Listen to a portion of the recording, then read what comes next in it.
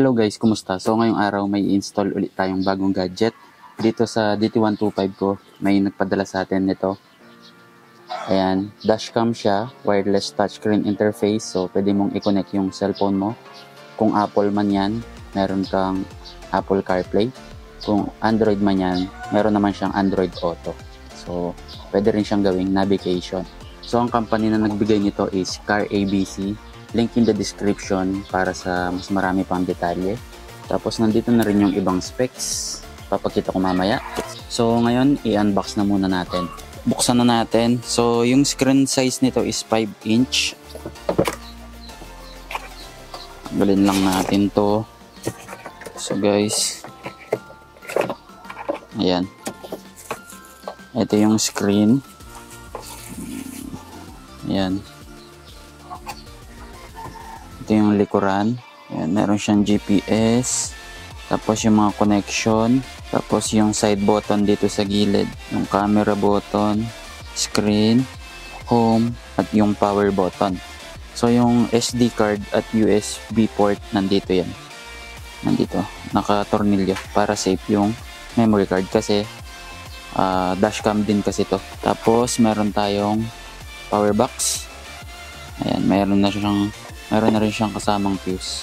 Ayan. Tapos, waterproof connector. Meron din siyang kasamang dalawang camera. Buksan natin itong isa. Ayan guys. So, pareho silang 1080p. Ayan. Pwede silang ilagay sa front or rear. Tapos, meron tayong handlebar bracket. Tapos, yung accessories pa ng ibang bracket natin. Ayan. Bracket ng camera. At yung bracket ng screen. Tapos wire extension ng mga cameras. Tapos isa pang screen to USB. Tapos visor ng screen. Sensor ng air pressure ng gulong. So ayan, pwede mo rin siyang i-monitor dun sa screen. So ayan, ito lahat yung mga kasama sa box, yung mga bracket ng camera, yung bracket ng screen. Ayan. So install na natin. So kailangan na muna nating install ito dito sa likod ng screen natin. Itong bracket na to may included na tong rubber damper. Ayan. Ito yung mga rubber damper. Tatlo. Tapos pwede na rin natin ilagay yung handlebar bracket para hindi mahulog yung nut. Ayan. Included na rin yung mga tools na gagamitin. So actually tanggalin ko na lang muna dito. Kasi isi-set up ko pa to sa handlebar, yung Tapos, yung tatlong included na bolts natin. Pasok lang natin yan sa mga rubber bushing. May kasikipan nga lang, no? Pero importante yung mga damper na yan. Lalo na ma-vibrate yung DT natin. So, kahit anong motor pwede to. Kaso yung motor ko kasi puro 2-stroke na. Ayan, higpitan lang natin yan sa likod ng screen. Ilagay na rin natin itong sombrero niya, no? Meron siyang dalawang maliit na screw. Okay guys, so ayan, napaka-pogi pala nito eh. Mas malaki pa pala tong cellphone ko guys. Ayan, iPhone 8 Plus. Setup na muna natin yung handlebar mount natin. So medyo mahirap pala tong hanapan ng pwesto dito sa DT ko. Navigation na to, bagay na bagay siya sa mga motor na may windshield. Pero sa ngayon, dito ko muna siya ilalagay. Pero gagawin ko ng bracket yan sa future. Okay, tanggalin ko muna tong natin dito, 360 mount. So ngayon, pwede na natin ilagay yung screen. Malaki-laki din pala.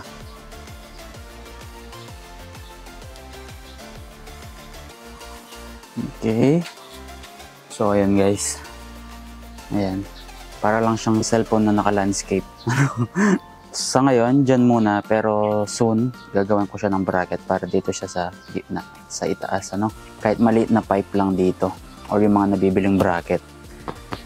So sa ngayon, dyan muna. Habang tinetesting natin. So ngayon naman, i-wiring natin yung power supply niya. Kukonect ko na lang siya dito sa taas para hindi na ako mag-route ng wiring sa battery.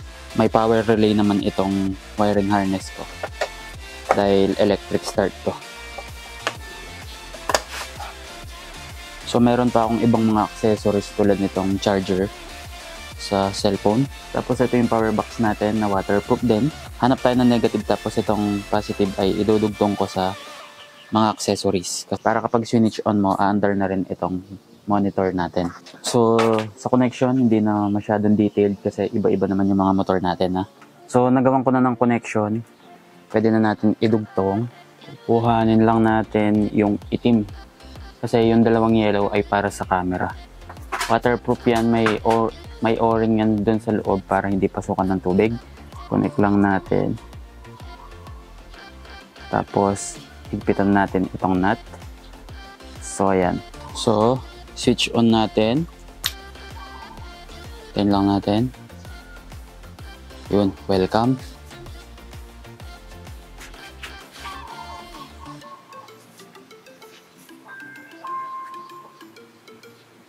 Ayan guys, pagka-on niya, ito yung interface niya. So bago natin siya i-setup, ilagay na rin natin yung iba pang mga components. Naglalagay ako ng isang rear camera dito sa likod. Na-setup ko na, nailagay ko na sa bracket, at may pandikit na din.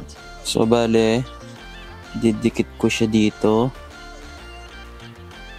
So pwede rin yan lagyan ng screw, pero masisira na yung fender mo, kaya didikit ko na lang. Okay, dito naman sa mga air pressure sensor natin, ayan, meron naman yung label. Yung A ay para sa front wheel. Itong B ay para sa rear wheel. So, dapat tama yung pwesto niyan kasi meron din siyang kasamang lock nut para hindi manakaw. Ito munang lock nut. Tapos, yung sensor. Ayan. Ipitan lang natin. Tapos, kasama na sa kit itong tool na to. Panghigpit ng lock nut.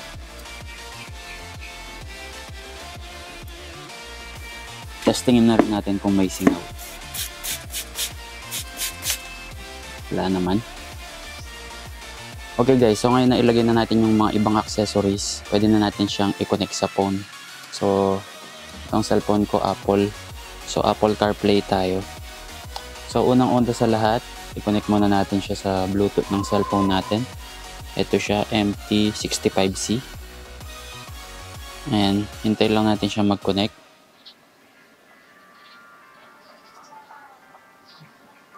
Yun, connected na. Tapos, may magpa-pop up sa phone mo. Ayan, use CarPlay.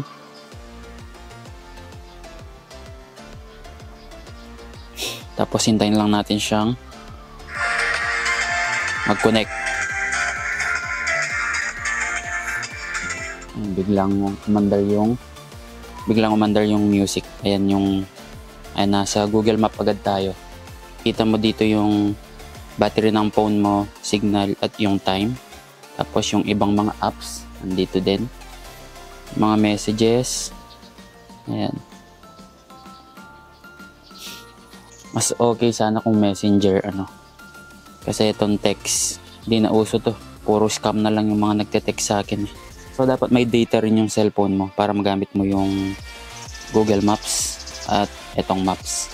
So kapag nag-Spotify ka, for example ito, pwede mong gamitin yung headset ng helmet mo kung meron kang Bluetooth headset sa helmet. Pag pinlay mo siya dito, doon siya yung output ng sound, doon sa Bluetooth helmet mo siya lalabas. Pero dapat yung Bluetooth headset mo nakakonect din sa cellphone mo. Ayan.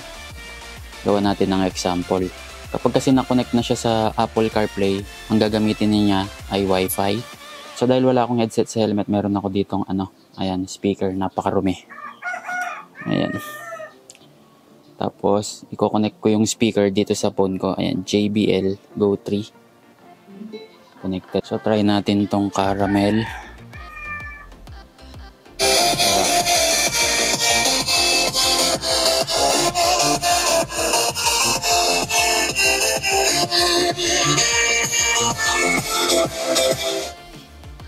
So, ayun.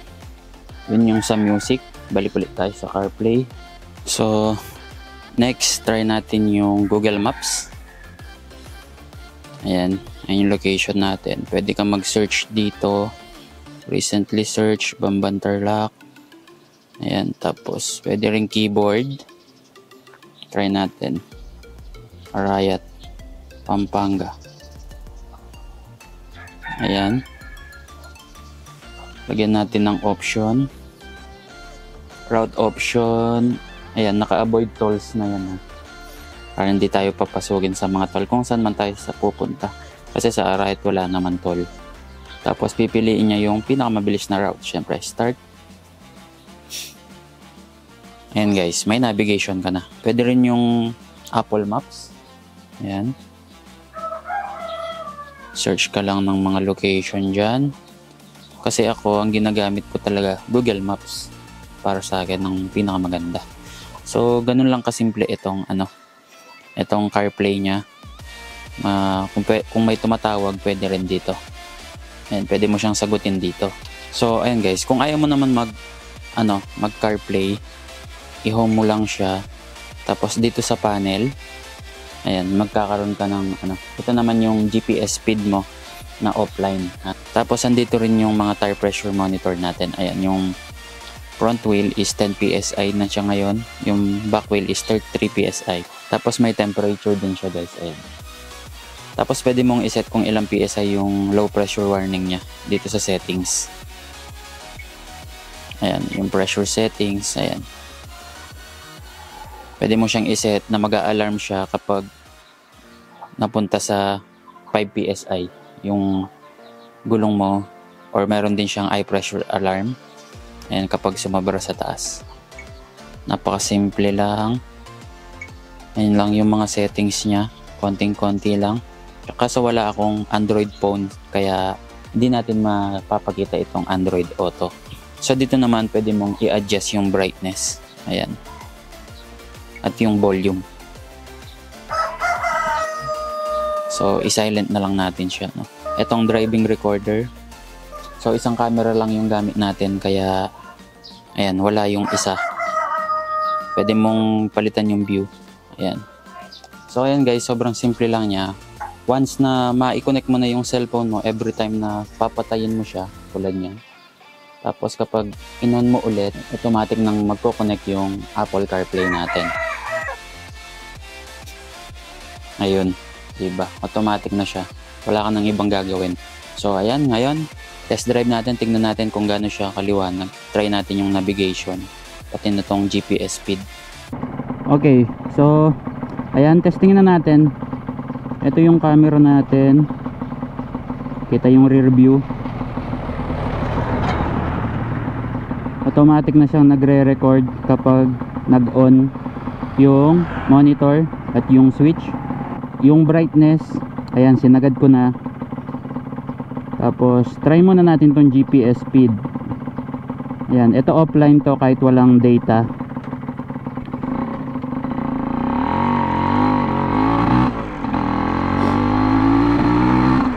Ayan, kung napapansin nyo, 30 kph sa GPS, 40 kph sa speedometer.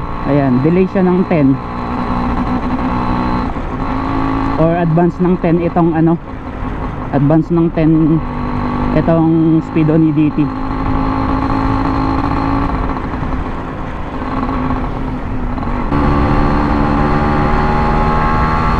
Ayan, maliwanag naman siya, kaso medyo makulimlim kaya hindi ko masubukan. Hintayin natin suminag yung araw. So ayan, suminag na yung araw. Medyo lumabo na, pero kita pa rin naman, naaaninag ko pa rin. Tapos naka tinted na visor na rin yung pang helmet ko eh. Ayan. Pero kapag walang visor, ayan, naaaninag ko pa rin naman.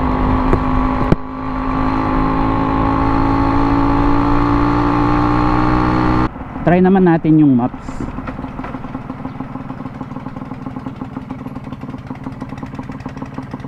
Ayan, tumas na yung pressure ng gulong natin, uminit na eh. Back lang natin to. Tapos CarPlay, naka-maps na siya agad. Tapos pwede mo rin siyang i-type dito sa phone. Try natin itong Pulong Palasan.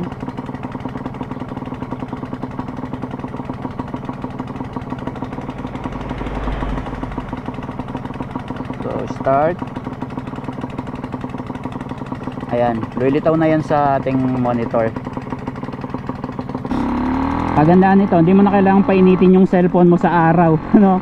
Tapos kailangan mo pang itaas yung brightness. Kapag kasi cellphone naglalag kapag mainit na. Ayan, napakalinaw naman niya kahit maaraw. Sagad na yung brightness niyan. Kitang kita pa rin. So check na muna natin yung camera. Ayan, kitang kita yung rear view natin. Naka-record na rin yan. Pakita ko sa inyo, ito yung recordings.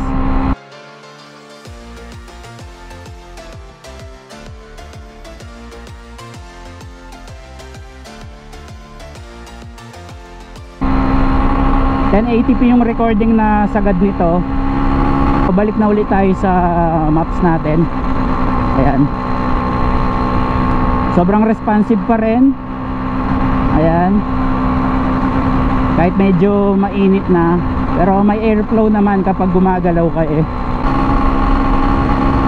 Tapos kung meron kang gustong mabasang text, punta ka lang dun sa messages, tapos babasahin ni Siri yung messages. So hindi accurate yung pagkabasa kung Tagalog. At dapat may helmet headset ka para marinig mo, diba? Or kahit wired headset na nakakonect sa cellphone mo, pwede naman. Okay mga boss, hindi ko na pala tinuloy yung Pulong Palasan. Kala ko itong barangay na to Pulong Palasan pa, pero dun lang siya banda. In-exit ko na. Ayan. So uwi na tayo. Search natin yung papunta sa amin. Ayan.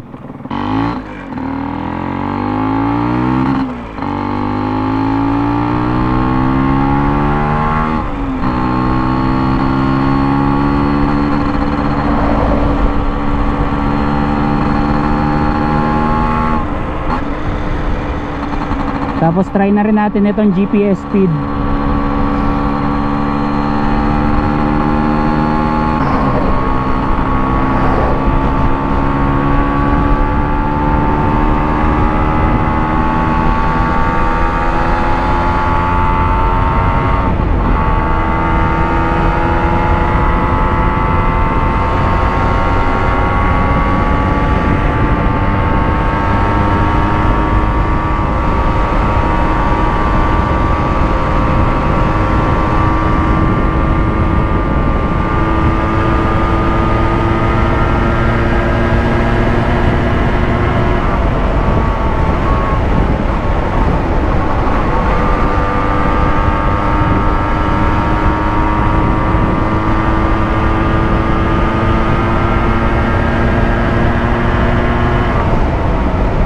Sa speed meter 110 na, dito sa GPS 87 pa lang.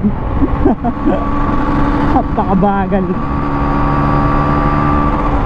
Itong lugar na to, dito yung yung may mahabang food park sa may Candaba. Okay mga boss, uwi na muna tayo. Okay naman siya, wala namang naging problema sa installation, sa wiring. Napakadali lang, positive negative lang. Tapos ayan, plug and play lang yung mga ibang accessories, yung tire sensor, yung mga cameras, and plug and play lahat yan. Tapos connect lang ng phone. Pero syempre susubukan natin siyang ipang long ride. Okay, so ayan mga boss, napakainit, nakauwi na tayo. So maganda naman siya, okay na okay siya pang navigation. Ayan, medyo nakukulangan lang ako sa brightness kasi sagad na brightness na yon, pero nakikita naman, kitang kita pa rin naman, pero medyo kulang pa rin. Ang tanong kung magkano ba yon? So sa website ng Car ABC, link in the description, kapag meron siyang kasamang camera at tire sensor, ang price niya ay 10,400 pesos. Ayan. Pero kung normal version ay ito, 7,500. So ayan mga boss, susubukan ko muna siyang i-long ride. Ayan, para masubok ulit natin kung kaya ng matagalan kasi sobrang init ngayon. Hanggang dito na lang, ride safe sa inyong lahat.